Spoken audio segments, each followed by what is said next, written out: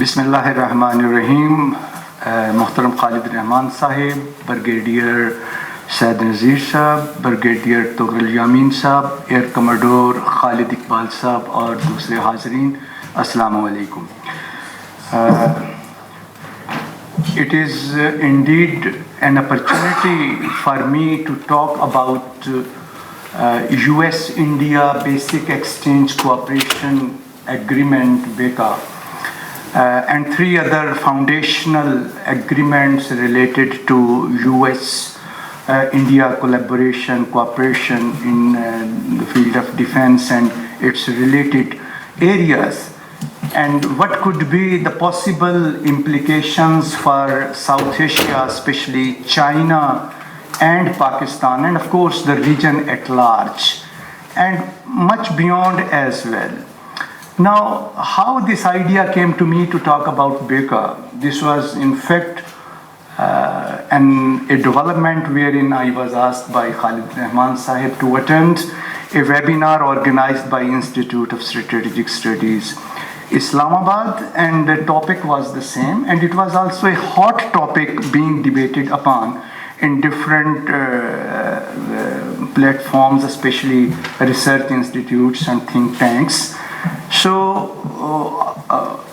at the outset, I don't claim any scholarship or mastery over this very intricate and technically sensitive subject. But since I have attended an event, rather one or two events, so I thought to make some fundamental information available for in-house discussion amongst our IPS colleagues. And then, of course, I am so delighted that, of course, on my request, Khalid Rahman Sahib also accepted that Brigadier Saad Nazir Sahib and Brigadier Tughril Yamin Sahib should also be participating to enrich the discussion. And this will be, of course, good for all of us. So I start by saying that this Basic Exchange Cooperation Agreement, BECA, for geospatial intelligence between the United States of America and India was signed in the third round of 2+2 ministerial dialogue held in New Delhi on October 26, 27, 2020. The visit was concluded with signing of a few other agreements, including an MOU and a letter of intent between the two sides. The talks in this forum, 2+2 ministerial dialogue, were primarily focused on revamping the overall defense and security ties and cooperation, as well as boosting strategic ties between the United States of America and India. And of course, South Asia and Indo-Pacific were also brought in the focus. It is not a secret that the close defense and strategic cooperation between India and the United States was initiated much earlier, and a very prominent landmark development was in 2005 when the two countries signed civil nuclear agreement. It led to subsequently a partnership after the completion of the next step of strategic partnership, which is also commonly known as NSSP, between the two countries, again in 2005. And this NSSP leveled the ground for cooperation between the two countries in high technology and space, satellite navigation, and defense technology. Of course, there are a few other important developments which should be brought to your notice, and these are three basic or foundational agreements between India and the United States. The number one in this list is the General Security of Military Information Agreement, or GSOMA, which was signed in 2002. It provides the specific measures to ensure security standards for safeguarding critical information shared by the United States with India. The next important agreement was the Logistic Exchange Memorandum of agreement LEMOA, which was signed in 2016. This agreement allowed the militaries of the two countries to use each other's air bases for repair and replenishments, as well as military supplies, provision of spare parts, air, land, and naval facilities. Resultantly, the United States also elevated India's status to major defense partner in 2016. That was, of course, a major development in this regard. And third, foundational agreement with the name of the Communication Compatibility and Security Agreement, COMCASA, was signed in 2018. Under COMCASA, the United States is supposed to provide encrypted and classified security equipment to India. It also allows the United States and India an easy interoperability, access to systems, and secure networks. It also provides easy sale and access of high-end technology to India in times of crisis or conflict or wars. COMCASA is also aimed at processing and synthesizing all data for operations in Indo-Pacific and South Asia. So one can very easily understand and comprehend that outreach of these agreements is enormous. This doesn't only cover South Asia, but much beyond. BECA will open new strategic avenues for both India and the United States to share and exchange unclassified and controlled satellite data, classified satellite imagery, critical and sensitive geospatial information and intelligence, including data of geographic information systems, also known as GIS, and coordinates, and topographical data for long-range navigation, weather information, aeronautical data, GPS accuracy, and missile targeting, accuracy of missiles, and drone strikes. You name them and you will find almost everything which comes other than defense equipment, all these gadgets and systems being used by the two countries. It will also enable India to access classified information through the US satellites on its northern and western border with China and Pakistan. BECA has come in the backdrop of four main events in our region. Of course, India's standoff with China at Ladakh, its falsely claimed strike at Balakot, and US growing anti-China stance, and the rising tension at the line of actual control between India and China. At the same time, BECA has increased chances of India's inclination for another Balakot with the ongoing crisis or conflict in the illegally Indian occupied Jammu and Kashmir. It also signals a possible Washington-backed Indian involvement in Afghanistan's post-US withdrawal and the containment of China. Containment of China is a very fashionable word which is, of course, debatable.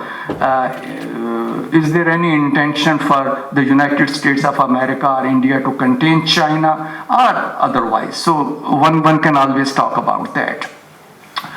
Well, the risk posed by the strategic embrace between the United States and India are high and too profound and quite complicated, as BECA opens door for yet another era of arms race, strategic and security destabilization in South Asia, imbalance of power as well, and also how to handle the Indian Ocean and the Indo-Pacific. This will also provide India with the facility to keep a close watch on its northern and western borders. Of course, I'm talking about Pakistan and China, as well as the Chinese warships in the Indian Ocean. It will be interesting for our audience to know that US changed even its laws before finalizing these foundational agreements, and even stressed that nuclear suppliers group NSG member countries should also take India in the fold of NSG, so that India might emerge as a credible regional force. The US did not succeed in getting India in NSG, but at the same time, India's own analysts and critics are of the opinion that India has lost its strategic autonomy by signing these four fundamental agreements. These are views coming from Indian critics and their own analysts. It will also be interesting for the audience to know that Washington has also elevated India to its exceptional status of strategic trade authorization tier 1 level, which is given only to America's NATO allies and no other non-NATO countries. So India is the beneficiary to get this special authorization tier 1 status, which will provide India with easy access to a wide range of military and dual-use technology without any license, or it will be license-free access of the American indigenous supplies. Moreover, by virtue of this arrangement, by elevating India to this status, the US will support its increased military trade with India, which was not very significant. And if we talk only about 2020 under this arrangement of tier 1, India will be now having defense purchases from United States to the tune of US dollar 20 billion. This has happened already in 2020 so far. So sky is the limit in all that outreach. There are a number of implications for these foundational agreements. One, of course, is for India and United States of America themselves. Let us see these implications first. Baker will, of course, boost the Indian military accuracy, accuracy and precision, which had been a problem in the past. And this accuracy will be related to India's automated hardware systems and weapons like cruise missiles, ballistic missiles, and drones. Baker will enhance India's interoperability with, again, accuracy and precision, which is currently faced with a number of problems due to usage of equipment and facilities from different countries, including the United Kingdom, Israel, France, Russia, and few other countries as well.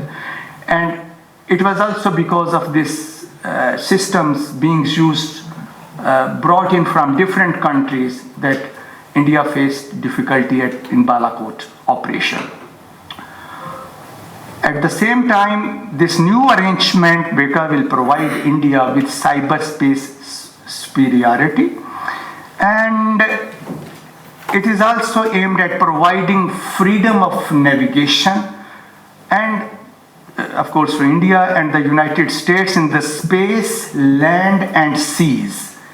So under these new agreements, the two countries will be having their collaborative efforts and cooperation through all these systems on all these three areas covering space, land, and seas, to choke sea lanes and confront China in the Indo-Pacific and other countries which may challenge United States or India in the future.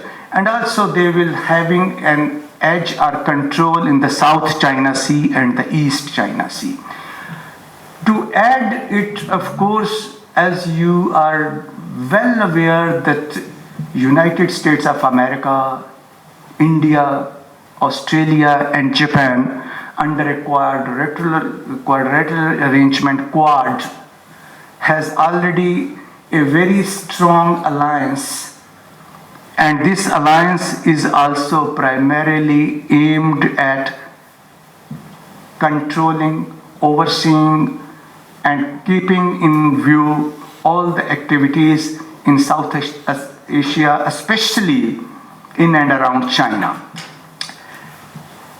Under this new arrangement, of course, which is related with the previous arrangements as well, India will use the US bases in Australia and Japan freely without any hindrance, and it will take them also to a broader scope of high-tech and strategic military cooperation. There is also a catch-22 situation wherein some critics have opined that perhaps by giving all to United States or putting most of eggs in one basket, there is an apprehension that United States could even exercise operative control over India by manipulating the flow of data, intelligence, information, imagery, maps, and charts. So how far that will go in the interest of India or the United States of America is still a long way to go. But of course, once the United States will be having an edge in providing all that information, data, and imagery, so it should not be any doubt for anyone to assume that at the end of the day, the Americans will be having an upper hand and they will be controlling the flow of all these informations. But of course, hand in glove, they can do much to the havoc of the region, to create some sort of imbalance, instability, insecurity, or challenging the things on ground by putting their systems in place. There are also implications for China and Pakistan. We take it as that breakup perhaps will create strategic instability and volatility, not only for Pakistan or China, but for South Asia and beyond as well. It will build up India as a counterweight. I take the word containment out and put counterweight to confront and face China at a higher level. So containment perhaps may not be the right word. To counterweigh the Chinese preparations which are already in the offing, and Chinese are very well aware of their own requirements and their own limitations and their own plus points in this whole scheme, and they will be mindful how to counterweigh another counterweigh. But at the same time, it will embolden India to adopt a belligerent posture, much more belligerent posture towards Pakistan. It will not be easy for India to put that belligerent posture towards China. But of course, we should expect more pressure coming on Pakistan, whether this is on line of control, working boundary, or inside Pakistan in different forms. BRICS will also strengthen the Indian military and defense capabilities, especially the use of remote controlled drone strikes, which will be used both against China and Pakistan. What could be possible response from China? Again, it will also cover China-Pakistan cooperation. What should they be doing, or what should be response from these two countries to cope with the emerging scenarios and situations? BECA has far-reaching implications for the entire region, and in view of the US defense preparations, we should not be having any doubts that China has been cooperating with a number of regional countries, including Pakistan and Russia. This Russia-China defense collaboration started also somewhere in 1998, and they were mindful of enhancing their combined capabilities to confront a possible challenge in the region emanating either from India or the United States or other actors. This will bring China and Pakistan closer for evolving the higher level of strategic cooperation and environment for a binding, wide-ranging, mutually supporting and formal defense agreements, which we already have a number of such agreements, but still the place where India and United States have come, perhaps we will have to revise our existing or ongoing agreements with China to bring them at par with the Indian and American preparedness. Well, of course, Pakistan will have to look towards China to acquire systems being used in China and perhaps also to an extent from Russia, and develop its own systems indigenously to cope with any problem which is being faced by India in this domain. So, Alhamdulillah, Pakistan is quite ahead in its own indigenous preparations in our defense sector and areas, and we can certainly improve upon our own defense facilities, bringing some support from China and Russia as well. Well, Pakistan currently does not have access to classified data of Chinese military systems, such as their spy satellites or synthetic aperture radar satellites or military communication satellites, as well as other military hardware such as stealth aircraft and highly precise weapons systems. And if this is a missing link, how we can have some sort of arrangement with China, and to my mind, or whatever I have come across in these seminars, is that Pakistan perhaps will have to sign a comprehensive military defense agreement with China in response to the developing situation stemming and emanating from the even ever strengthening US-India military collaboration and cooperation. That element is missing right now, but perhaps another upgraded agreement covering all these specific areas which are covered under 4 foundational agreements between India and the United States. Well, as I said, China is already mindful of taking some sort of advances for confronting Indian and American postures, overtures.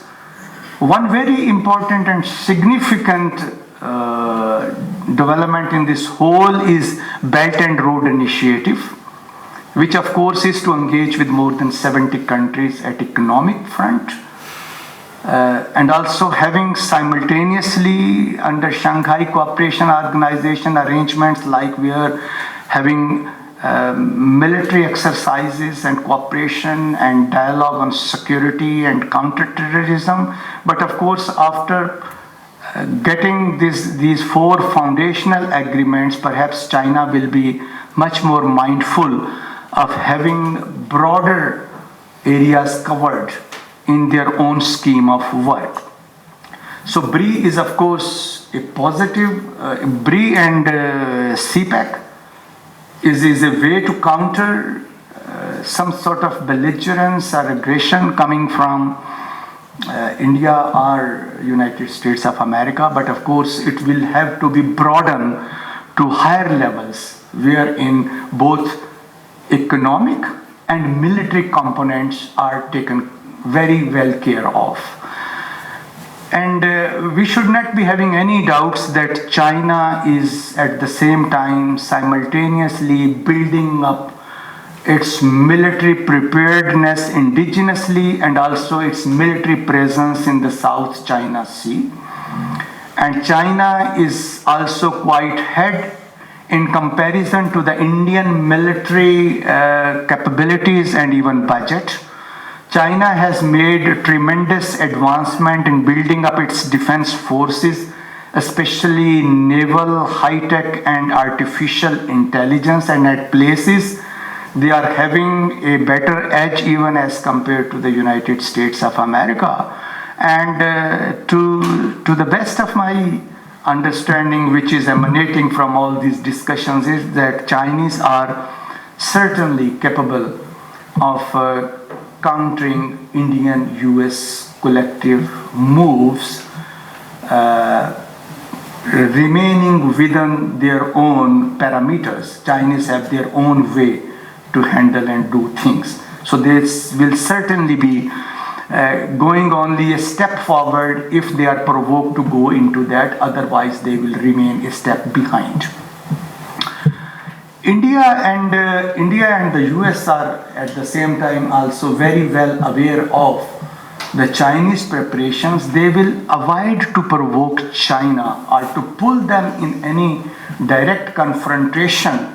But of course, to the best of my understanding, they will be pulling in China a Cold War which has already started, to bring that Cold War to a serious level or higher level, wherein they may be using their provocations against China, and this will not be active confrontation or opening a war front or having an assault on China.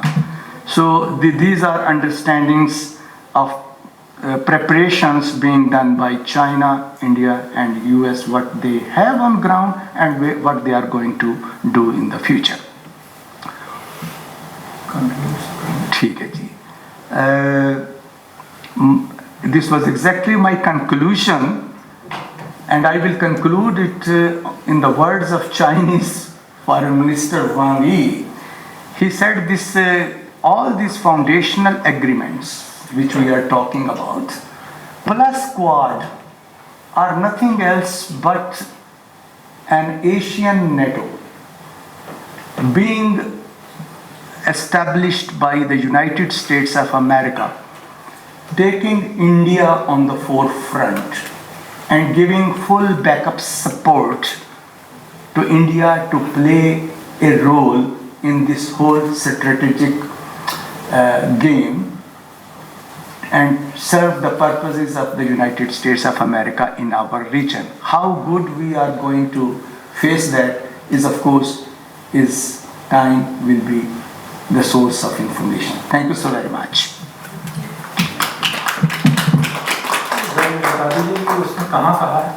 Wang Yi इनकी एक briefing थी going to China. Briefing. He said this. It is going to be a NATO alliance, and we should be prepared for that NATO alliance. This sort of briefing थी. बहुत शुक्रिया ambassador तजुल्लुल साहब ने हमारे सामने वो फ्रेमवर्क भी रखा है, एग्रीमेंट्स के पीछे बैकग्राउंड भी आ गया और इम्प्लीकेशंस और क्या रिस्पॉन्सेस होने चाहिए हो रहे हैं. अब मैं दावत दूंगा ब्रिगेडियर तोगरल यामीन साहब को कि वो अपना ख्यालात शेयर करें.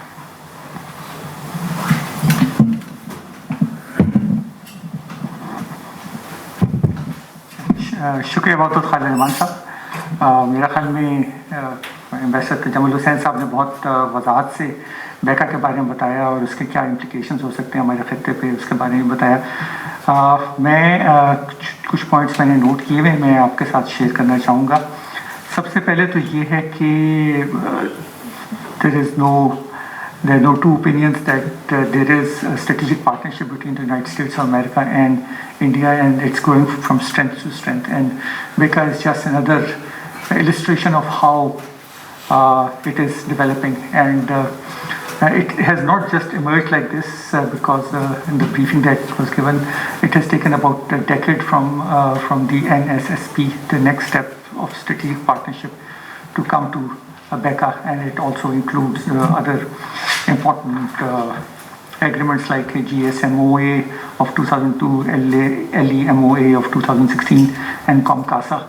And also, lest we forget that the United States has been in the forefront in giving India a special waiver from the NSG, whereby India was able to conduct nuclear commerce without being signatory of NPT. So when we talk about India and United States of America, we should be very, very clear. They have got long-term joint ambitions, and as very rightly pointed out, the United States is trying to prop up a NATO in the region. And I would say that I don't know how much India would benefit from being part of the US-inspired NATO, because not many people have, apart from the Europeans, have benefited from US alliances. The United States is notorious of leaving its allies in a lurch, our own country being a prime example. So about BECA. BECA is basically a mechanism whereby geospatial information would be given to the Indians, in which they will not only be able to monitor their northern frontiers with China, but also their western frontiers with Pakistan.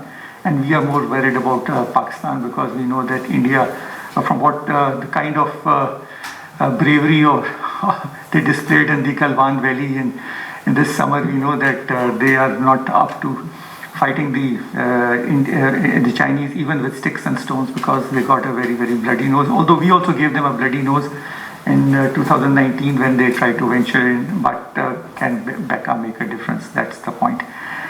So first of all, I would like to tell you, as a former military man, that information about targets is of utmost importance for any operational planning. So even as a very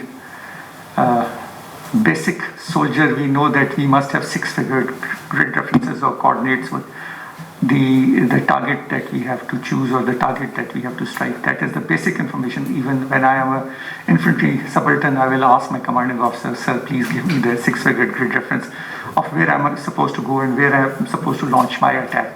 So ground information is very important, and geospatial means that this information is not just limited to let's say a square of 2 by 2 kilometers, but it is the entire Pakistan border, 2,000 kilometers, 2,500 kilometers, 2,000 kilometers of our naval frontier. Everything is very well covered, and since our country is very narrow, all information, all geospatial information will conveniently go to India. Now the second point. Everybody has information about targets. As a military planner, you are supposed to have information about targets. I'm sure our military operations directorate has all targets registered they must be having an inventory, because when I was towards the end of my career in GHQ, serving in military intelligence directorate, so one of the jobs was to actually identify where Indian formations are located, what kind of equipment they have. So it is no rocket science. You ask any officer in military operations or military intelligence directorate, whether it's India or Pakistan, China, you name it, USA, and they will tell you very accurately that this is where the headquarters is located. After all, I'm sure everybody knows where GHQ Pakistan is located. We also know where South Block is in New Delhi is. So this is no rocket science. Everybody knows the targets. And another thing that, ladies and gentlemen, there's only one lady. This instrument, this is a very devious instrument. It gives your location to everybody. There has been recently this scandal about Muslim Pro. I hope you are following it. That Muslim Pro is passing all information to the United States military, because I know I was abroad and I was using it to find out where Qibla is or what the prayer timings are. So all that information is going. It's a leaking sieve. This device gives all information to the enemy where you are located. So does BECA really make any difference? All static targets are known. The headquarters, army headquarters, corps headquarters, division headquarters, all peacetime locations are known to the enemy. There is no rocket science in it. I don't know what BECA will do. So I'm talking before Air Commodore Khalid jumps in and says, hey, you land level, you are talking about ground targets. You don't know about what air warfare is all about. So all targets are known until they are moved. If the Air Force moves their planes, only then they change their location. If you move the Army's formations into the battle zones, you send them to concentration areas, that is the moment they will change your location. So 90 or 95% of the targets are well known, they are registered. All nuclear targets, lady and gentlemen, I can tell you, they are already recorded. The data is already fed to the missile batteries. I'm sure silos or no, we know their silos. I don't know whether they know about our nuclear silos or not. But all missile locations or all counter-city targets, counter-force targets are already fed into the systems. There is nothing new. You cannot move Multan to Peshawar or Peshawar to Multan. These things are very well known. All railroad tracks, etc. They are already fed into the command and control system. So there is nothing new. So a target, when a gun, for example, opens up on the battlefield, only then it gives up its location. And when you talk about tactical weapons, yes, I know, because when we fire an anti-tank weapon, a tow missile, then we have to change its location. The artillery pieces cannot do that. A core artillery or visual artillery, even if it's self-propelled, it's very difficult to change their location. So even artillery locations are known. Infantry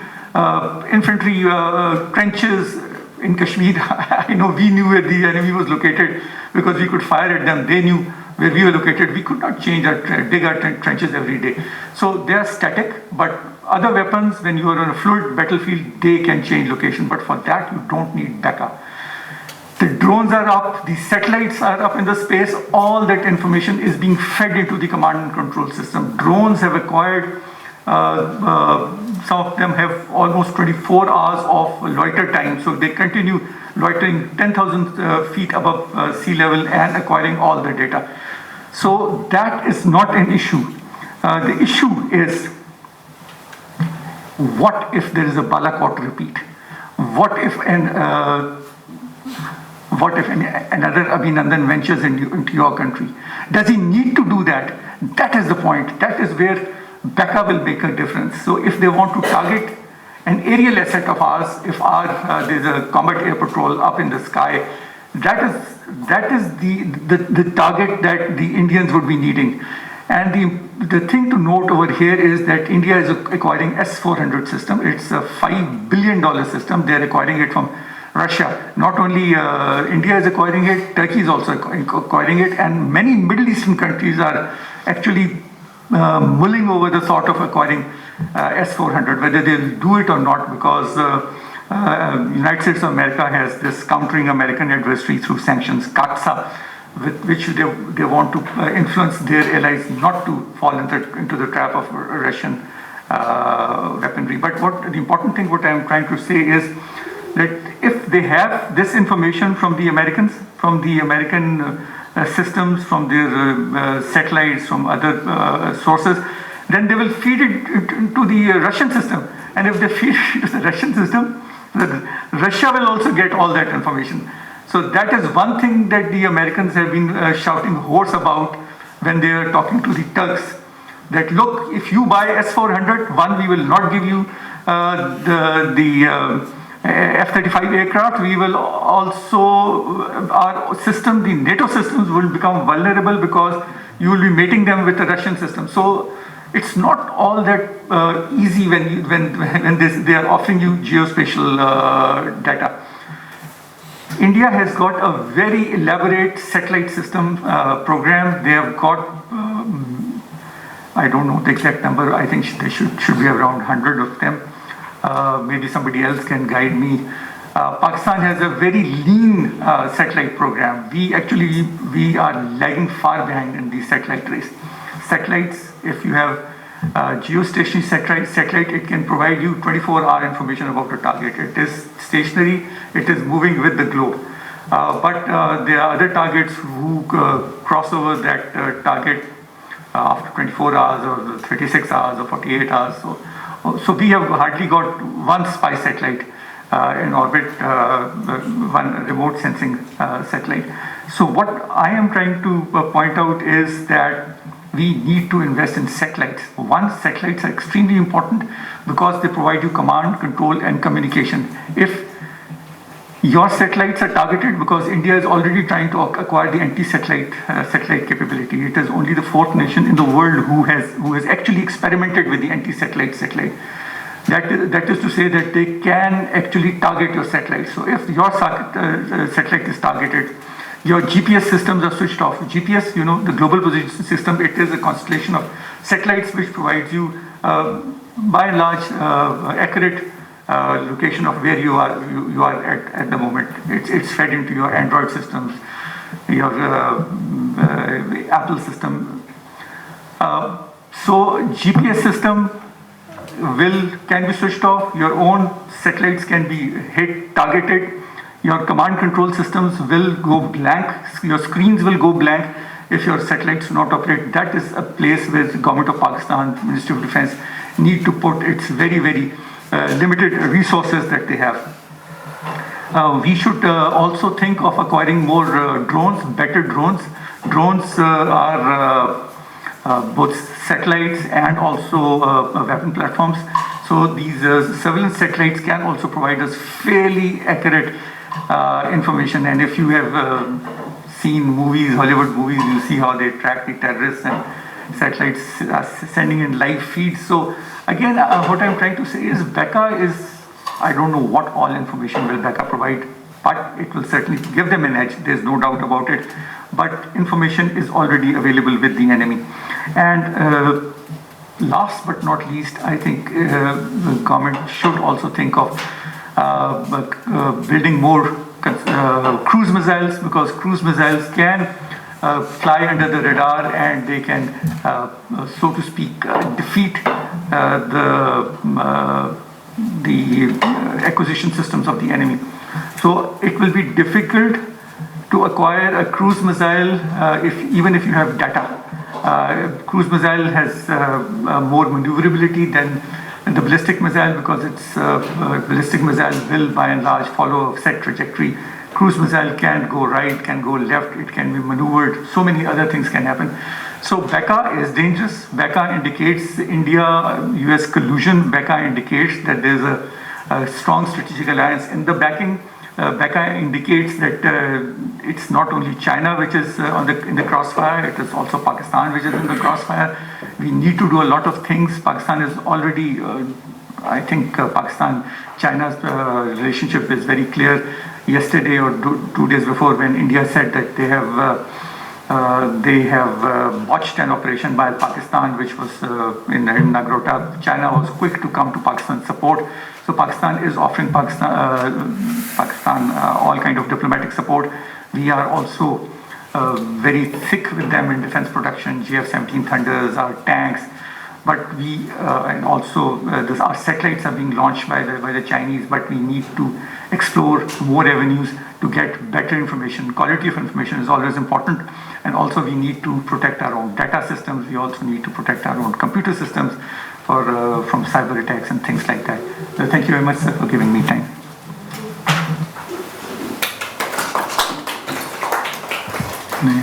बहुत बहुत शुक्रिया, बड़ा useful था, और मेरे ख्याल है आपने बहुत ही ये अहम सवाल उठा के बात समझना आसान कर दी कि बेका बज़ाता ख़ुद कोई चीज़ नहीं है, और ज़ाहिर है बिल्कुल एक आम आदमी को अब जो एक्सेस है इंफॉर्मेशन तक, तो उसके बाद तो किसी भी मिलिट्री को, किसी भी हुकूमत को बहुत कुछ हासिल होता है। लेकिन आइए अब दूसरी कुछ डायमेंशंस होंगी जो हम ब्रिगेडियर सैयद नज़ीर साहब से सुनेंगे।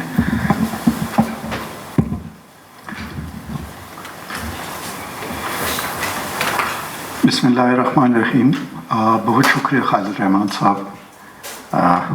ऑफ कोर्स बेका के बारे में तो एम्बेसडर तजम्मुल साहब और ब्रिगेडियर तौरुल यामीन ने काफ़ी डिटेल से बताया। मेरे लिए तो थोड़ा सा जो मैं समझता हूँ कि उसमें ऐड कर लूँ, अदरवाइज़ बड़ी कम्प्रिहेंसिव कवरेज इसकी हो गई है।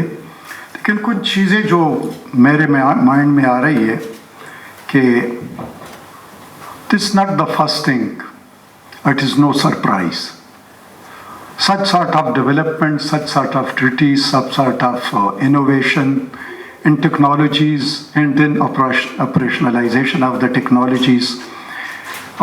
This is, of course, an ongoing game. So we are doing and so they are doing.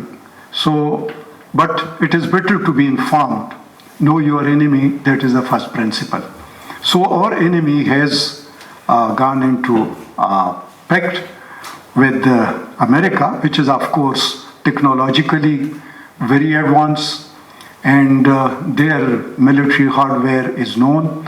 And third, their intervention in the international affairs and in the regional affairs is of course known to the world. So America is everybody's neighbor, and now the neighbor has moved very closely. Let me say that this pact is of strategic nature, and it is primarily against China as far as the US or American perceptions are concerned, but from the Indian mindset it is against Pakistan. Let me be clear about it. Then it is a Indo-US warcraft. And if it is a warcraft, so naturally collaborations to this level and plus BECA could also come. So we should not be surprised. Third thing is that it disturbs the regional balance, especially through the induction of the advanced military hardware as well as technology.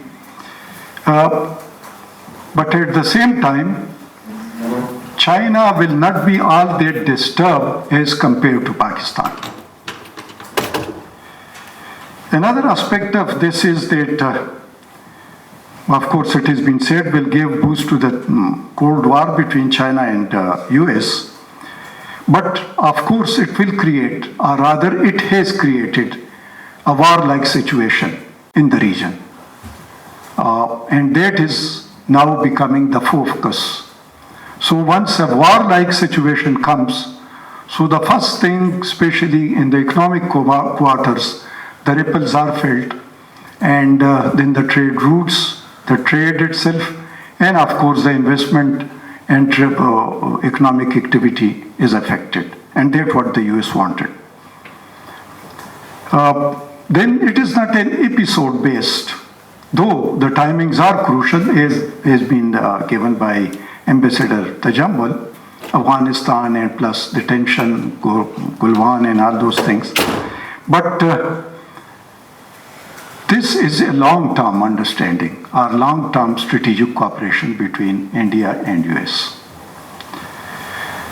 Let me come to some aspects of it that what could be in the offing. The first thing which I could understand is that probably what India advances are there in Kashmir are at the regional level and in the Indian Ocean.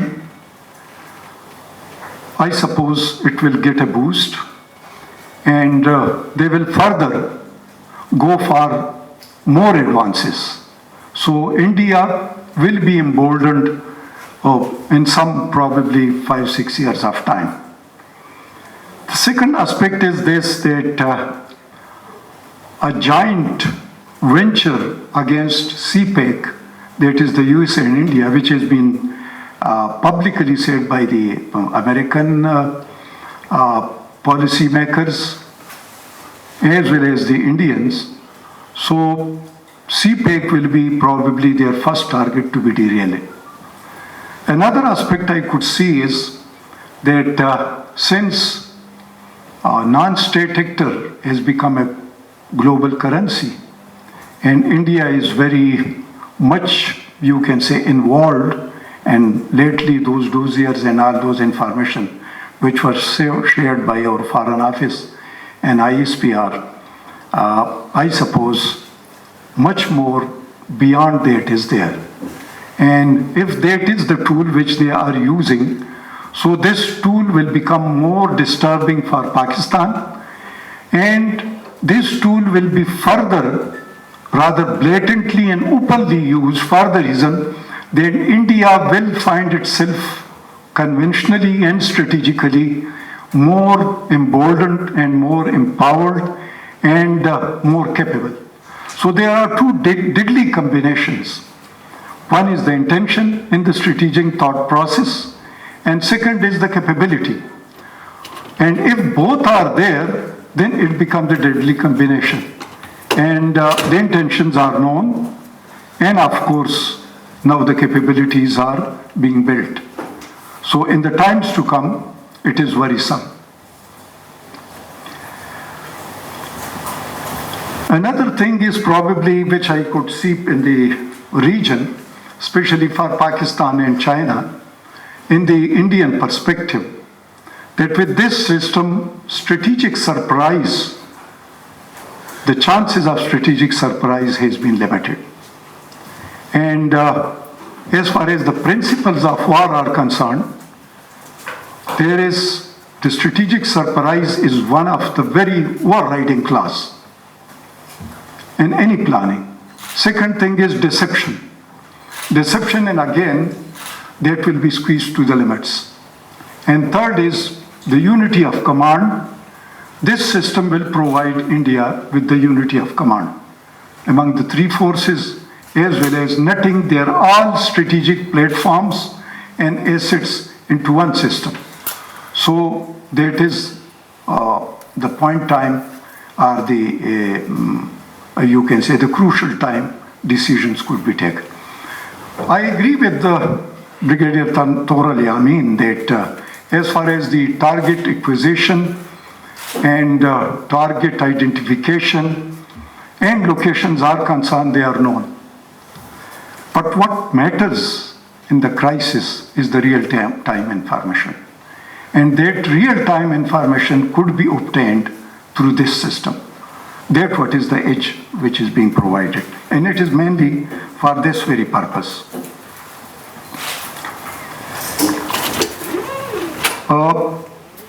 Of course, the Indian Ocean will become more militarized.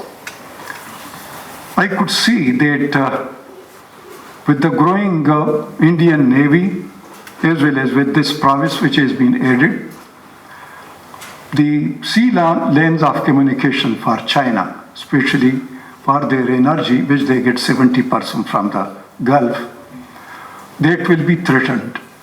And long before Ashton Carter was the foreign secretary, and he flew over Strait of Malacca, and there he offered big platforms to Australia, Japan, Malaysia, South Korea, Vietnam, India, to name the few. And it was for this very purpose. Well, if it becomes that the sea lanes of communication for China are choked or threatened, so what is the alternative? The alternative is that CPEC becomes the lifeline. And CPEC to be provided with the depth. And the depth, this is the right time that their depth is provided. And probably the Chinese, once they went to the Galwan and claimed Ladakh, so that was one of the move. Second is the intentions of India regarding the CPEC, Gilgit-Baltistan, AJK, they are there. Now probably it is time for Pakistan as well to counter this particular BECA. And this BECA could be countered, number one, by providing depth to the CPEC. And their depth could be provided by getting Kashmir through the joint strategy. that will not only provide depth but also give you security of your water resources. And third, probably then Pakistan and China will be gelled and connected in a way that it will be inseparables. So this is the time. Otherwise, if the time passes and India gets enough boost and blood, so naturally it will become being difficult day by day. Because what they have projected up to 2027, so probably the ratio with Pakistan will be something to the 1 to 10 or 1 to 12 in all fields.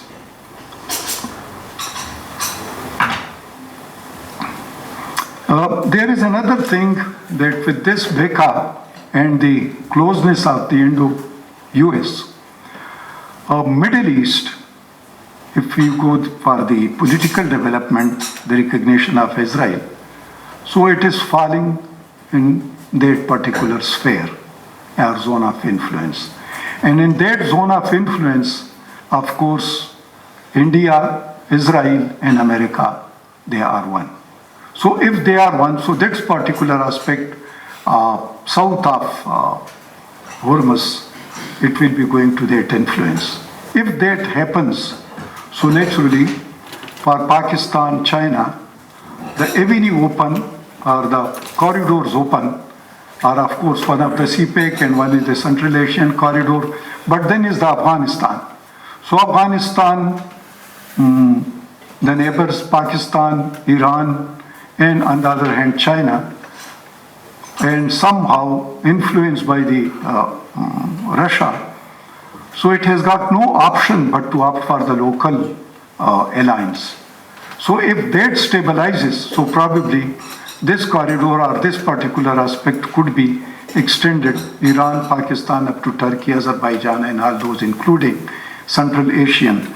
So it could become a potent counterforce. But bold step and bold diplomacy is required, unconventional diplomacy. Yes, there is another aspect which is my gut feeling and a bit hunchback, that we are oscillating between the two extremes. There is a pull factor on Pakistan, but at the same time a push factor as well. So pull is from the America that we should not fall completely into the Chinese lap.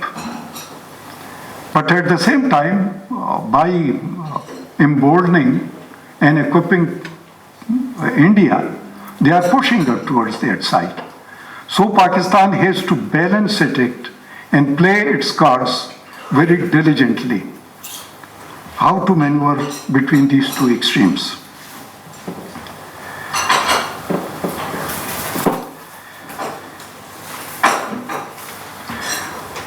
One thing, let me say regarding India, as far as the counter to China, or containment of China, or being belligerent to China, to the diplomatic level, political level, and some sort of tentacles and intelligence, of course, they will be sharing and they will be cooperating.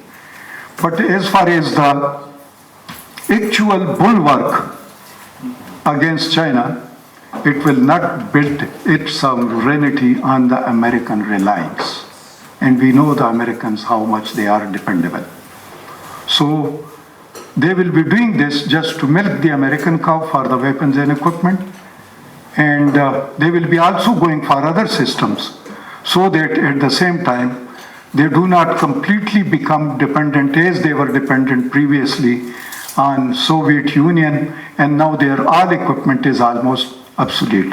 So that's why they are going for Rafale, they are going for the S-400, and they have also got the Apaches as well as C-130s and other systems as well. These Chinooks are also with them.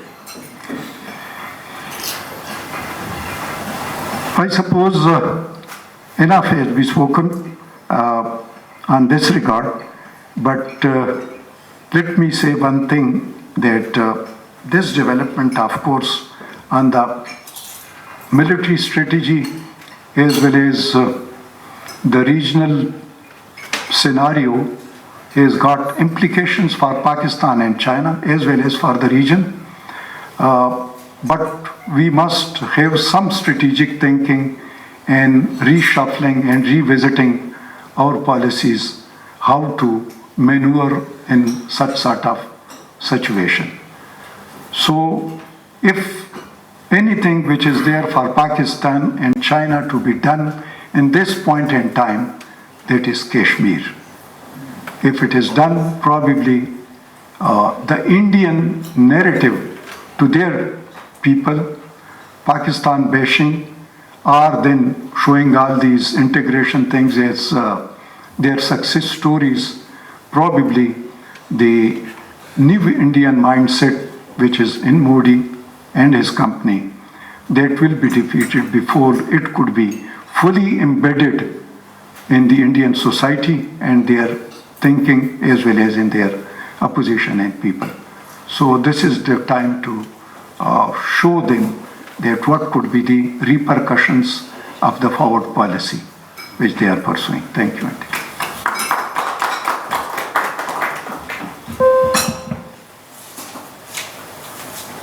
बहुत शुक्रिया सैयद नज़ीर साहब, बड़े कीमती points आपने बयान किए। क्या खालिद इकबाल साहब आप मौजूद हैं, आप कहना चाहेंगे? Bismillahirrahmanirrahim. I have heard very powerful presentations by all three speakers, and a lot of material has been covered. I will try to be brief and try to cover what all needs to be either re-emphasized or maybe needs more elaboration. Over the past 2 or 3 decades, warfare has transformed in its composition, and it's no more a tri-services affair, that is Navy, Air Force, and the Army.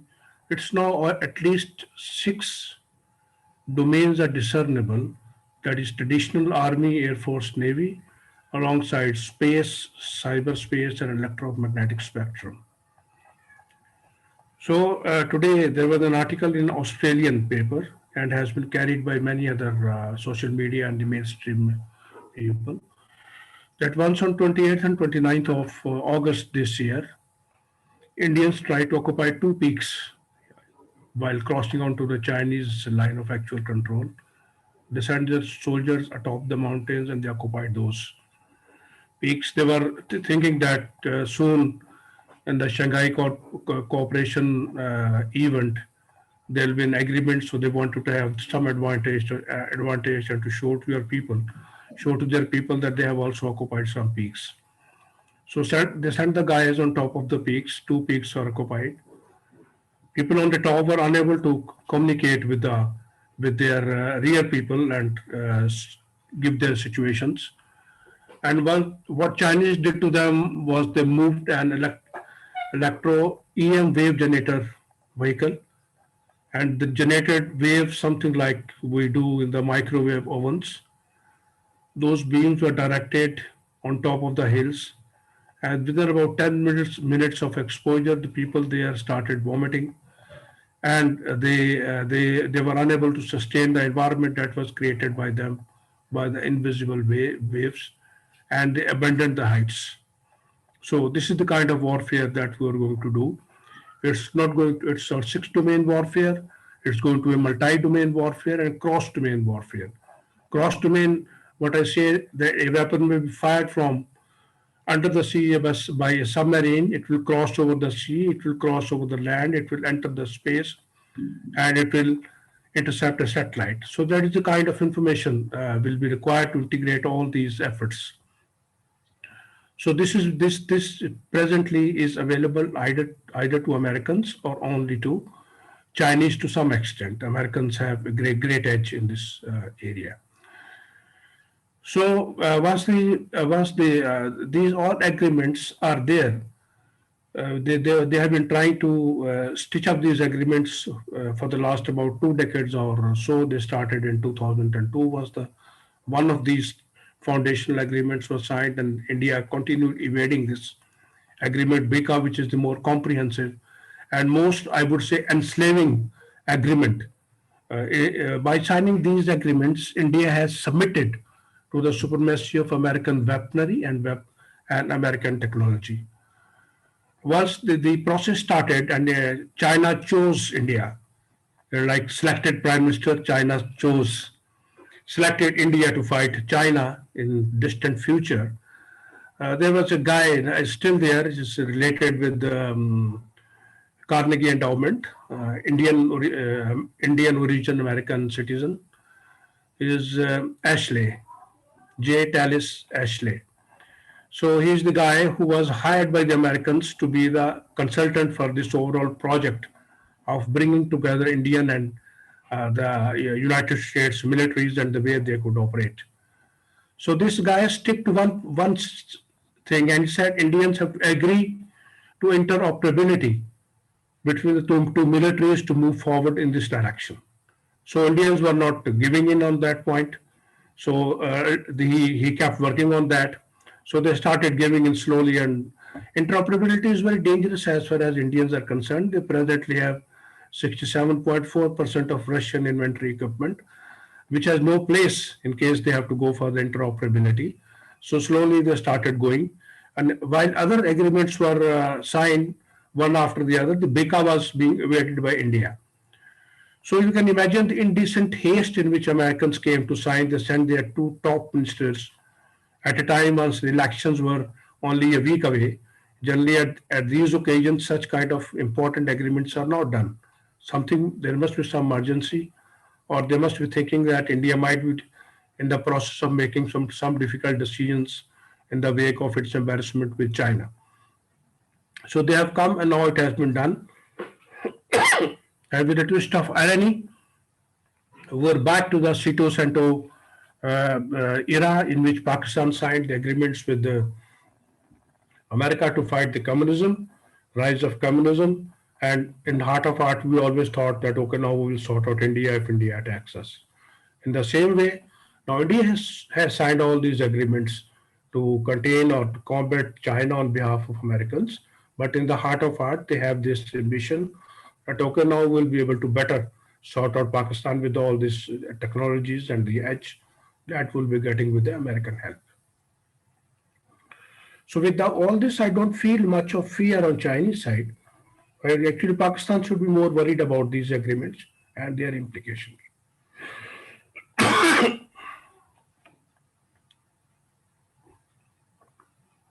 Excuse me. More dangerous than BICA itself, in my opinion, was the agreement is regarding LEMOA agreement, or that is the exchange of bases. That had sorted out the things that Americans and Indians would be able to use each other's bases on reciprocal basis. That means American military can use, Indian military can use American bases, and we have good number of those American bases in Afghanistan and in the Gulf. And likewise, Americans could do their bases like they have close to China. So with this thing in mind, I think certain things are happening. There's only one thing on American mind, that is the rise of China. Some of the international agencies have already started placing Chinese economy as number one economy. So that is worrisome. So the main target is to contain China's economic growth and the movement and transportation and the lines of communication they are planning. That is Belt Initiative and the CPAC, the flagship project of Belt and Road Initiative. And I think India is already doing their proxy in this regard. A lot of funding has come in the recent papers, even dossiers which were handed over to India about 3 days back. In that also, it has been specified that India is already on its trajectory, and it is going to do anything it could by impeding or delaying or disrupting the CPAC project in Pakistan. And in this regard, it has complete support of the United States. A full-fledged war of United States with China is a far cry. Americans will never fight that war. Probably they will force India, maybe in a decade or so, once they would have mastered or they would have enslaved them technologically and militarily, then they will ask India to do an attack and get beating from China. And as a result, both will stand sorted out, and America will benefit in both the cases. China would have been weakened, India would have been weakened, and American supremacy would comparatively stand much higher than that. Now, there are other gimmicks going on, that is Quad and Quad Plus, and the other smaller countries.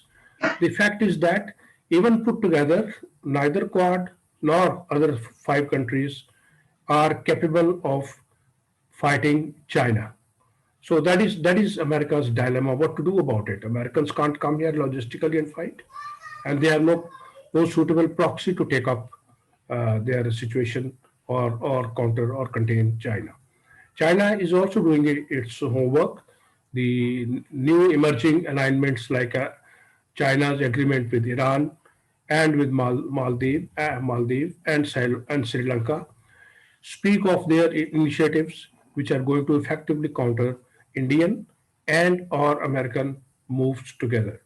So what Pakistan has to do Pakistan has to sort out its own things and move out of these traditional alliances that it has been keeping part of, and maybe move more closer towards Iran. China, Pakistan axis should evolve and should be able to give quite a bit of balance to what all is happening, and also should be able to see other countries coming together. Like if we have a pro-Pakistan government in Afghanistan as a result of what happens after the American pullout, that could be one addition to it. And we could also have Turkey aligned. So I think new alignments are becoming discernible, but they are not sure as yet. So we will have to work out and go in for this kind of arrangements, so that at a time, once the chips are down, we are properly aligned and we have effective allies on our side to counterbalance whatever the threats may evolve in the area. Thank you very much. मेरा ख्याल है हमारे चारों speakers ने बहुत ही अच्छे points उठाए हैं और हम किसी तकरार से बचते हुए बड़े पॉइंट्स को सुनते रहे हैं। ये बताइए कोई सवाल आप में से करना चाहें कोई साहब? जी ज़रूर है ना। मैं सर आपने बात की इंडिया को इंगेज करने की कश्मीर के ऊपर कि बेहतर मौका है इस वक्त, तो can Pakistan afford a war with India keeping our economic vulnerabilities in mind?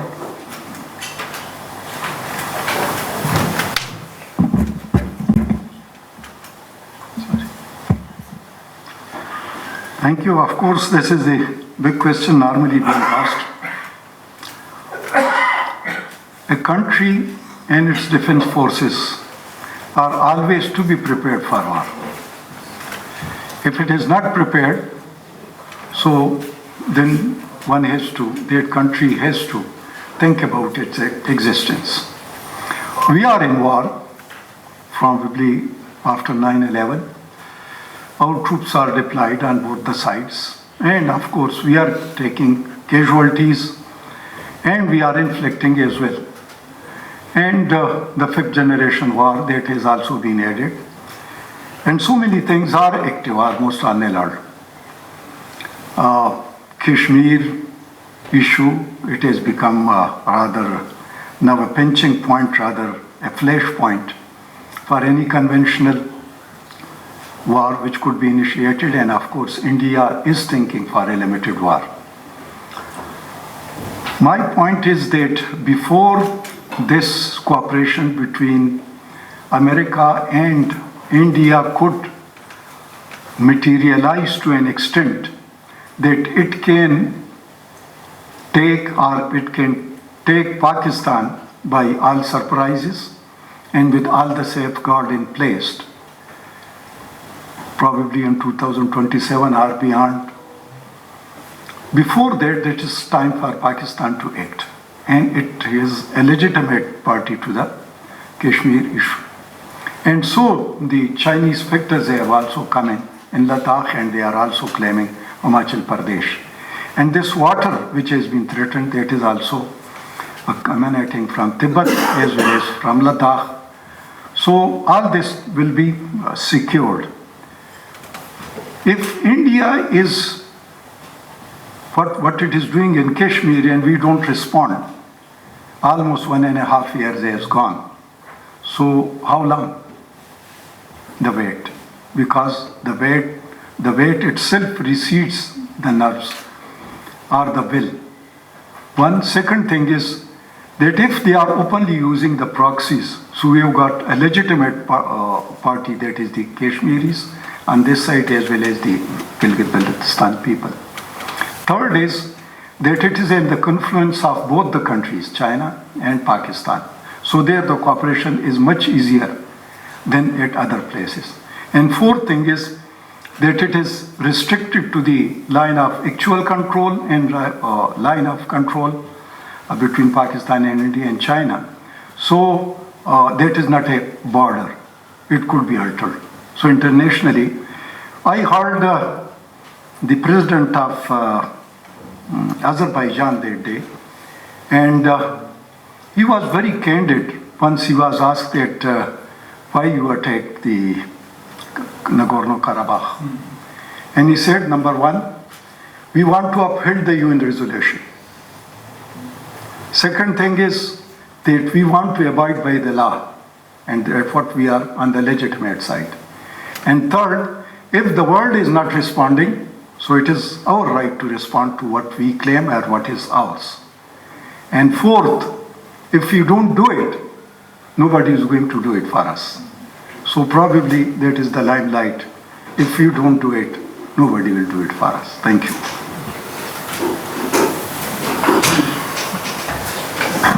Sir मेरा तजम्मुल साहब से सवाल है। डोनाल्ड ट्रंप के बारे में कॉमन एक परसेप्शन ये रही है कि अगरचे उन्होंने कश्मीर के हवाले से मीडिएशन की भी बात की, इमरान खान से उनकी मीटिंग्स होती रहीं, लेकिन उसके बावजूद उनका जो इंक्लिनेशन थी दैट वाज टुवर्ड्स मोदी और इंडिया की तरफ थी। तो आपको क्या लगता है कि अभी जो बाइडन के आने के बाद क्या कोई ड्रास्टिक चेंज आएगा इस हवाले से, और पर्टिकुलरली जो यूएस की चाइना को काउंटर करने की पॉलिसी है थ्रू इंडिया, उसमें कितना शिफ्ट आ सकता है डेमोक्रेट्स के होते हुए? शुक्रिया सामा आपके सवाल का। हकीकत में तो ये हमारा मौजू जो है वो मेरी अगली जो टॉक है वो इसी के पिवट के गिर्द घूमेगी, डोनाल्ड ट्रंप का जाना और जो बाइडन का आना। कश्मीर के हवाले से आपने बात की। देखिए, अमेरिका की फॉरेन पॉलिसी में कुछ चीज़ें कांस्टेंट के तौर पे काम कर रही हैं और कुछ वेरिएबल्स हैं। ये बात हमें बड़ी अच्छी तरह से समझनी चाहिए कि भले रिपब्लिकन्स हों या डेमोक्रेट्स हों, कुछ चीज़ें चलेंगी जो पॉलिसी का हिस्सा हैं। कश्मीर के हवाले से अमेरिका की पॉलिसी जो अब तक खुल के सामने आई वो सेल्फ डिटर्मिनेशन की बात नहीं कर रहे। किसी हद तक इंसानी हकूक़ की पामाली की बात, ह्यूमन राइट्स वायलेशंस का जिक्र और आर्टिकल 335A के हवाले से कुछ बातें और कुछ जो जिस तरह से इंडिया ने अपने मुल्क के अंदर अक़लियतों के साथ बिलअमूम मुसलमानों के साथ बिलखसूस नारवा सलूक रखा, उसके हवाले से देखा जाए तो उनकी कोई टेट डोनाल्ड ट्रंप की मैं बात नहीं कर रहा, जो बाइडन का यकीनन इस किस्म का बन सकता है कि वो इन चीज़ों को क्रिटिसाइज़ करें। लेकिन जहाँ तक कश्मीर का ताल्लुक़ है वो एक बड़ी वाज़ेह लाइन ड्रा हुई कि कश्मीर के हवाले से जो आप और मैं सोच रहे हैं, ये जैसे कश्मीरी चाहते हैं, वो उनकी पॉलिसी का उस तरह से हिस्सा नहीं। ब्रिगेडियर साद नज़ीर साहब ने बहुत अच्छे अंदाज में मुदल्लल तौर पे इसी बात को पेश किया, अज़रबैजान के सदर का हवाला देके कि अगर हमने भी खामोशी अख्तियार कर ली, हमने कुछ ना किया तो कुछ नहीं होगा। दूसरी बात, डोनाल्ड ट्रंप की इंक्लिनेशन क्या थी कि मीडिएशन करें पाकिस्तान और इंडिया के दरमियान। वो तो हमेशा ये बोलते थे कि अगर दोनों पार्टीज इंडिया पाकिस्तान ने मुझे कहें तो मैं कर लूँगा, नोइंग दैट कि इंडिया विल नेवर से कि जी आप आइए मीडिएट कीजिए। तो ये भी हमें फ़र्क वाज़े तौर पे समझ लेना चाहिए। और उनकी मीडिएशन बिल्कुल उसी तरह से थी जैसे उन्होंने मिडल ईस्ट के ऊपर फ़लस्तीनियों को बिल्कुल एक तरफ रखते हुए इजराइलियों का साथ दिया। ये मीडिएशन भी अगर किसी शक्ल में होती तो इससे बढ़ के नहीं थी कि वो कॉस्मेटिक्स के तौर पे इस्तेमाल करें, लेकिन at the heart of his hearts I have no doubts कि डोनाल्ड ट्रंप सीरियस थे कि किसी किस्म की मुसालहत पाकिस्तान और इंडिया के दरमियान कश्मीर के ऊपर करवाई जाए या हो सकती है। जो बाइडन की अप्रोच कैरी लूगर बिल के हवाले से देख लीजिए, या पाकिस्तान के साथ डेमोक्रेट्स की जो ओवरऑल पॉलिसीज़ हैं, वो मैं उस पर अब नहीं जा रहा, लेकिन ये होगा कि सॉफ्टनिंग ज़रूर आएगी कुछ इश्यूज़ के ऊपर, ज़्यादा पे नहीं आएगी। कश्मीर उसमें स्टैटिक रहेगा। शुक्रिया। खालिद इकबाल साहब, आप कुछ कहना चाह रहे हैं? कश्मीर की ये बदकिस्मती है कि न सिर्फ जो बाइडन एक मिसाल नहीं है, उससे बहुत से पहले जो नतीजे से दूर आए और इलेक्शन में कामयाब हुए, इलेक्शन कैंपेन्स के दौरान निक्सन तक और उससे पहले के भी उनकी ऐसी तकारीरें से इक्तसाबात आमतौर पर इंटरनेट पर मिल जाते हैं जिनमें उन्होंने कश्मीर का मसला हल कराने की बात जरूर की, लेकिन उन्हें खास उनका पॉइंट ऑफ व्यू और उनका जो ऑब्जेक्टिव था वो वहाँ के जो पाकिस्तान के सिंपथाइजर लोग हैं उनके वोट हासिल करने से आगे कभी भी नहीं रहा। तो वहाँ पे दो चीजों के ऊपर एक बहुत बड़ा बाई पार्टीजन कंसेंसस है, जैसे हिंदुस्तान में है कि बीजेपी हो या कांग्रेस लेड गवर्नमेंट्स हो, तो there is only difference of shade, दोनों ही पाकिस्तान को अपोज करती है और एरियाज के ऊपर कोई स्ट्रेटेजिक बेनिफिट लेने के लिए तैयार नहीं। इसी तरह अमेरिका में भी वो लोग चाइना के ऊपर वहाँ बाई पार्टीजन कंसेंसस है, वहाँ पे रिपब्लिकन हो या डेमोक्रेट प्रेसिडेंट हो, वो चाइना को उसी तरह अपोज करते रहेंगे, थोड़ा बहुत डिफरेंस ऑफ शेड जरूर रहेगा। तो इस वक्त हमें ये समझने की जरूरत है कि अमेरिका की जो पाकिस्तान पॉलिसी है वो अमेरिका की चाइना पॉलिसी का एक सबसेट है, जिसके अंदर वो इंडिया पाकिस्तान रिलेशन को ट्रीट कर रहे हैं। तो इस लिहाज से मेरा नहीं ख्याल, मेरे ख्याल में तो बाइडन बोल चुका होगा, अभी तो इलाके में 2 महीने बाकी, वो अभी भी बोल चुका होगा, उसने तो कश्मीर के तस्वीर की बात की है। और यही हालात उनकी जो वाइस प्रेसिडेंट इलेक्ट है उनका ये विजन भी है। उन्होंने ह्यूमन राइट्स के बारे में, कश्मीर के बारे में इस ज्यादा दफा कहा है, लेकिन मेरा नहीं ख्याल कि वाइस प्रेसिडेंट उस मसले को कभी भी छेड़ेगी। और कोई सवाल? अच्छा, आसिम, हम लोग मेरे ख्याल है और 5-7 मिनट में ख़त्म करना चाहेंगे क्योंकि नमाज का वक्त निकल गया। मेरा सवाल खालिद साहब से है, खालिद इकबाल साहब से, कि उन्होंने कहा कि हम दोबारा सीटो सेंटो वाली सिचुएशन पे जा रहे हैं, तो क्या यूएस इस दफ़ा इंडिया को लेके जैसे पाकिस्तान को लेके यूएसएसआर के साथ किया, क्या वो इंडिया को लेके चाइना के साथ इसी तरह करना चाह रहा है, फ्रंट पे ना आए और इंडिया को फोर फ्रंट पे रखे? क्या ऐसा कुछ? इसी तरह है और बार-बार इसके ऊपर हम सोच सकते हैं, जो चीज़ें पे पहुंचेंगे। उस वक्त अमेरिका की जो तरजीह थी वो राइजिंग कम्युनिज्म को लड़ना था, जो के साथ वो कंटेन करना था, जिसमें रशिया और चाइना दोनों आते थे। बाद में उन्होंने शिफ्ट आया, उन्होंने चाइना को अपने साथ मिला दिया और जाकर रशिया के ऊपर उन्होंने उसकी टेस्टनेस कर दिया।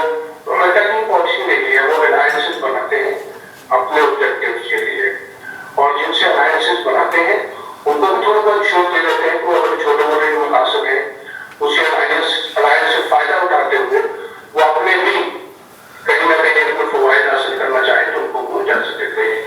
तो पाकिस्तान के ऊपर जो वक्त दिया वो वक्त सेटो वाला, जिसके एडवांटेजेस भी थे और डिसएडवांटेजेस भी थे, वो अब इंडिया पर आ रहा है और लॉन्ग रन में इंडिया का उसको नुकसान होगा, क्योंकि इंडिया तो ग्लोबल पार्ट के तौर पर मर्ज होना चाहता है, और जब तक ग्लोबल पार्ट है उसको ग्लोबल पार्ट होता है जो खुद अपने जंगी जहाज बनाए, बड़े जहाज बनाए, न्यूक्लियर मिसाइल्स बनाए, न्यूक्लियर सबमरीन्स बनाए, और अगर उन्होंने उन सब को इक्विपमेंट अमेरिका से भी खरीदना है और अपनी टेक्नोलॉजी को उनके ब्लॉकेट आने वाला है, तो मेरा ख्याल है कि उससे सबसे ज्यादा नुकसान इंडिया को होगा।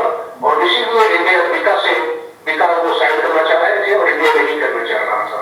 देखिए 2002 में प्रोसेशन हुआ, 18 साल को छोटा अरसा लेंगे और अब इंडिया को उन्होंने काबू कर लिया है। लेकिन इंडिया की एक फर्स्ट किस्म की वहाँ पॉलिटिक्स है, प्रॉब्लम उसके साइड इफेक्ट्स को भी थोड़ा सा साइड लाइन करती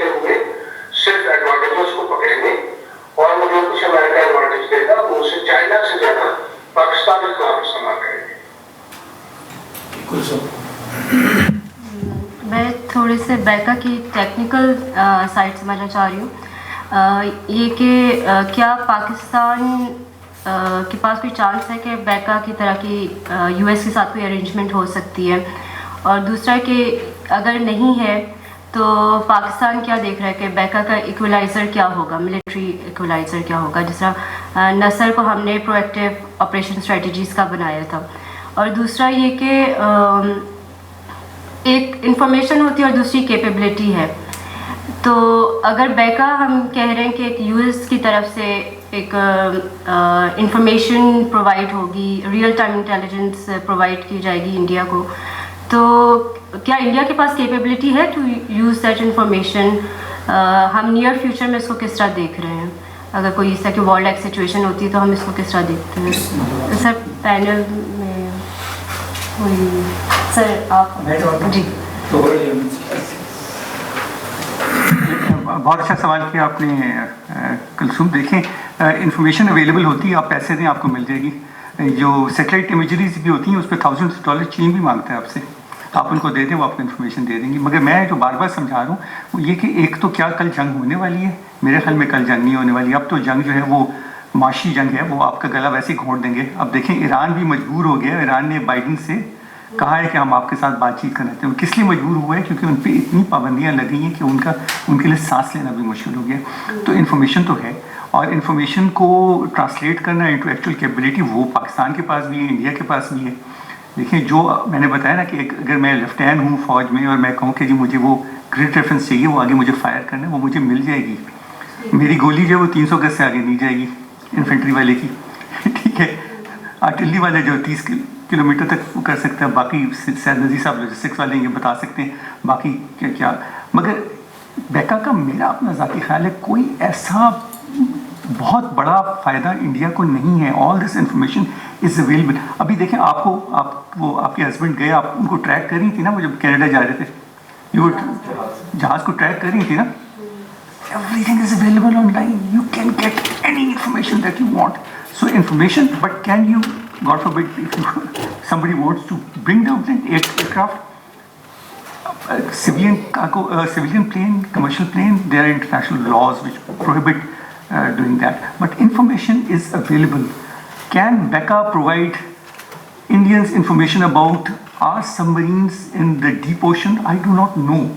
What is the actual information that they will get? Would it be only geospatial over the surface, or would it be subsurface also? Because the safest second strike option is a submarine. So options हैं, information available है, you can also get information. देखिए, basic information जब हम लेते हैं ना, हमारे agents बैठे होते हैं, वो मुझे पता है, वो बता रहे होते हैं जी इंडियन ट्रेन चल पड़ी है, मिलिट्री ट्रेन, अब वो फलानी तरफ जा रही है। Within seconds, अभी तो आपके पास ये डेटा है, आप you can't imagine how fast information travels. So information is there, but whether, as Khalid Iqbal Sahab was saying, Becca will have some kind of clauses which will ensure that India is also providing them information about China. That is important, because the nuclear bombs and the nuclear explosions that China conducted in Lok Nor, the Americans were allowed to embed seismic devices in the Himalayas which could pick up signals of nuclear explosions. So that is the kind of cooperation that is taking place. Whether the United States gains to profit from it or whether India stands to gain profit from it, that is something I really don't know, because I don't know the technical details of this agreement. Thank you very much. एक आप ही के कुलसुम बिला सवाल का पहला हिस्सा जो था, क्या अमेरिका पाकिस्तान के साथ भी बेका की तरस पे कोई एग्रीमेंट करेगा, तो मेरा जवाब है नहीं। उसकी वजह यह है कि इंडिया जो है वो अमेरिका का स्ट्रेटेजिक पार्टनर है, स्ट्रेटेजिक डिफेंस पार्टनर है, स्ट्रेटेजिक इकोनॉमिक पार्टनर है। पाकिस्तान ने अमेरिका के साथ स्ट्रेटेजिक डायलॉग शुरू किया था, لیکن وہ اپنی منطقی انجام پہ نہیں جا سکا، بلکہ ہم اس سے 2 اسٹیپ پیچھے آ گئے۔ اب ہم ٹرانزیکشنل ریلیشن شپ سے گزر رہے ہیں۔ ہمیں کوشش اس وقت یہ کی جا رہی ہے کہ کسی طرح سے اس کو ورکنگ ریلیشن شپ کے اوپر لے آئی۔ تو بیکا between Pakistan and United States is out of question for the time being. اگر کسی بھی شکل میں کرنا ہے تو وہ ہمارا بیسٹ الائی چائنا ہی سمجھ آ رہا ہے جس کے ساتھ ہمیں کرنا ہوگا۔ بہت بہت شکریہ جناب۔ یہ احساس ہمیشہ ہوتا ہے کہ بعض اوقات بہت بڑی بڑی نشستیں کرنے کی بجائے چند لوگوں کا بیٹھ کے ایک دوسرے سے چیزوں کو سمجھنا زیادہ مفید ہوتا ہے۔ اور میرا اپنا خیال یہ ہے کہ ہمارے اسپیکرز نے اپنے اپنے انداز میں وہ بہت سی ڈائمنشنز جو کسی ایک نشست میں آنا مشکل ہوتی ہیں وہ ڈسکس کی ہیں، اور بڑا اچھا میٹیریل ہے جو ہمارے درمیان جنریٹ ہو گیا ہے۔ اس لیے ہمارے ساتھی کوشش کریں گے کہ اس کا کچھ اور بھی استعمال کر سکتے ہوں۔ میرا خیال ہے میں زیادہ بات تو ویسے بھی کرنے کی پوزیشن میں نہیں ہوں، لیکن جو 2-3 باتیں ری انفورس کرنے کے لیے کہہ رہا ہوں، آپ نے سب باتیں کہہ دی ہیں۔ ایک تو یہ کہ جو کچھ ہوا ہے وہ کوئی اچانک نہیں ہے، یہ سرپرائزنگ نہیں ہونا چاہیے کسی کے۔ یہ تو ایک سیریز آف اسٹریٹجک ایگریمنٹس ہے جو ہوتے ہوتے ہوتے یہاں پہنچ گیا ہے، اور اگر یہ بات درست ہے تو اسی کا تو پھر لازمی نتیجہ یہ ہے کہ یہ آگے اور بھی ہوگا۔ اور یہ بحث کہ آج انفارمیشن کس شکل میں اویلیبل ہے یا نہیں ہے، ظاہر اس کی دونوں ڈائمنشنز ہماری گفتگو میں آئی ہیں۔ میرے خیال سے اصل اہمیت تو یہ ہے کہ آپ یہ ایک سمبولک اور ایک پولیٹیکل میسج دے رہے ہیں کہ اب ہم اس حوالے سے انٹیلیجنس شیئرنگ میں ایک اسٹیپ آگے بڑھ گئے ہیں اور ایک دوسرے کو اپنی انٹیلیجنس تک ایکسیس دے رہے ہیں۔ تو یہ ایک سمبولک ہے، ہمارے ریلیشنز آگے بڑھ رہے ہیں۔ اور اس میں یہ بات بہت ٹھیک آئی ہے میرے خیال سے ہمارے یہاں کہ امریکہ کی دلچسپی کوئی پاکستان کے لیے ہندوستان کو تیار کرنا نہیں ہے۔ ظاہر ہے وہ جو کچھ بھی ہے اس کا انٹرسٹ چین میں ہے، لیکن ہندوستان کے لیے اپنے آپ کو چین کے لیے تیار کرنا امریکہ کی خواہش ہے۔ اپنی جگہ تو بہت خواہشات ہو سکتی ہیں، لیکن امریکہ کے کہنے پہ اپنے آپ کو چین کے لیے تیار کرنا یہ کوئی ہندوستان کا ایجنڈا نہیں ہے۔ ہندوستان اس موقع سے فائدہ اٹھا رہا ہے کہ پاکستان کے مقابلے میں اسے جتنے زیادہ ایڈوانٹیجز ہو سکتے ہوں تو وہ ہو جائے، تو یہ ہو رہا ہے اور یہی اس کا پیٹرن ہوگا، اور اس میں دونوں اپنے اپنے مقاصد کے تحت اسے آگے بڑھا رہے ہوں۔ جو ہمارا مسئلہ ہے، ظاہر ہے کہ ابھی جیسے آخر میں کلثوم نے سوال کیا، ایک تو بہت ہی ٹیکنیکل سائڈ ہے، پریپریشن تو ٹیکنیکل سائڈ پہ بھی پوری ہونی چاہیے، اسٹریٹجک سائڈ ہے، پریپریشن اس پہ بھی ہونی چاہیے، اور اسی طرح سے اس کی پولیٹیکل سائڈ بھی اپنی جگہ موجود ہے، جس کا سب سے اہم نقطہ یہی ہے کہ یہ تقسیم تو موجود ہے، برسوں سے موجود ہے کہ اس ریجنل اور گلوبل ڈائنامکس میں پاکستان اور چین لکیر کے اس جانب ہیں اور انڈیا اور امریکہ دوسری جانب ہے۔ لیکن ہماری انفارچونیٹ سچویشن یہ ہو گئی ہے کہ امریکہ کی وجہ سے ہماری اس کی ٹرانزیکشنل ریلیشن شپ ہو، سمجھ میں آتی ہے بات، لیکن ہماری چائنا کے ساتھ بھی پریکٹیکلی ٹرانزیکشنل ریلیشن شپ چل رہی ہے۔ وہ تو چونکہ دونوں کا مفاد اتنا زیادہ جڑا ہوا ہے کہ، لیکن جہاں تک معاملہ ہے ہمارے اپنے انیشیٹو کا اور ہمارا اپنا پرو ایکٹیو ہونے کا کہ ہمارے سامنے ایک بڑا نقشہ ہو جس میں ہم اسٹیپ بائی اسٹیپ چل رہے ہوں، تو ہم تو ریسیونگ اینڈ پہ ہیں، چائنیز کس طرح چیزوں کو پلان کر رہے ہیں۔ تو ایک بہت ہی کمپریہنسو پالیسی کی ضرورت ہے ہمارے اینڈ پہ کہ جس کی یہ سازش میں یہ ساری ڈائمنشنز بیک ہوتے۔ اکنامی کی میں نے بات نہیں کی تو انڈرسٹوڈ ہے، اور سی پیک کا بار بار ذکر آ گیا کہ وہ اس کے اندر بھی ایک کی ایلیمنٹ کے طور پہ ہے۔ دوسرے کے ایکشنز بھی اس کی بنیاد پہ ہو رہے ہیں، اور اگر ہمیں بھی رسپونڈ کرنا ہے تو ہمیں اس پہ فوکس کرنا پڑے گا۔ ایسے میں میرے خیال سے سب سے بڑا کنسرن ہمارا یہی ہو گیا کہ ہماری ساری توجہ جو ہے وہ آپس میں لڑنے پہ لگی ہوئی ہے، جو بھی یعنی گورنمنٹ کے سسٹمز ہیں، انسٹیٹیوشنز ہیں، پولیٹیکل پارٹیز ہیں، اور ظاہر ہے گورنمنٹ آف دا ڈے اس میں سب سے بڑی ذمہ دار ہوتی ہے۔ تو یعنی جنگ کے لیے تیاری کا سب سے پہلا مرحلہ یہ ہے کہ تھریٹ کے لیے آپ کا پرسیپشن کامن ہو کہ آپ کا سب سے بڑا اس وقت تھریٹ ہے کیا اور کہاں سے تھریٹ آ رہا ہے۔ اس پہ کنسنسس ہوگا تو اس کا اگلا مرحلہ یہ ہوگا کہ اس کا مقابلہ کیسے کیا جائے۔ تو یہاں تو اس وقت انفارچونیٹلی ایک دوسرے کو ہی تھریٹ پرسیپشن قرار دینے کے علاوہ کچھ نہیں ہو رہا، और इसीलिए सारी तवज्जो उसी पे लग रही है कि एक दूसरे को एलिमिनेट करें। तो जिस चीज़ को मूव कराने की ज़रूरत है वो तो यही है कि यानी हमें एक कॉम्प्रिहेंसिव प्रोएक्टिव, वो जो कश्मीर वाली बात ब्रिगेडियर साहब ने कही वो बड़ी ही अहम है। वो ये कि मौक़े तो आते रहते हैं, ज़ाहिर है अभिनंदन आया था तो एक मौका ही आया था। ये तो अगर आप जंग के लिए तैयार नहीं हैं तो हकीकत में फिर तो सारी फ़िलासफ़ी ख़त्म हो जाती है कि आप हैं क्या, आप अपने वजूद के लिए तैयार नहीं हैं। तो एक ऐसे माहौल में कि जहाँ दुश्मन हर वक्त आपको थ्रेट कर रहा है, बाकायदा थ्रेट कर रहा है, in words and in action both, तो उसके अंदर अगर हम अपनी लिमिटेशंस पे निगाह रखें तो हम कभी भी मुकाबला करने के लिए तैयार नहीं हो सकते। हर एक की लिमिटेशंस है। इंडिया की कश्मीर में सबसे बड़ी लिमिटेशन ये है कि कोई कश्मीरी उसके साथ रहने पे तैयार नहीं है। इससे बेहतर जो ग्राउंड है अपने आप को आगे बढ़ा के और कोई एक्शन करने का, इससे बेहतर ग्राउंड तो दुनिया में कहीं नहीं मिलेगा।